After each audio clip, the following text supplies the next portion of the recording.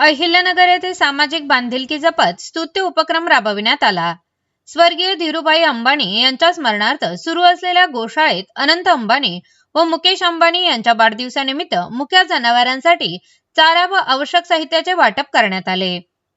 जय श्रीराम गोशाळेत आयोजित या उपक्रमात मोठ्या प्रमाणात जनावरांना चारा पुरविण्यात आला, तसेच त्यांच्या देखभालीसाठी लागणारे साहित्यही देण्यात आले। निराधार व गरजू जनावरांना मदत मिळावी या उद्देशाने हा उपक्रम पार पडला। या मदतीमुळे गोशाळेतील जनावरांना मोठा दिलासा मिळाला असून संबंधितांच्या या कार्याचे सर्वत्र कौतुक होत आहे।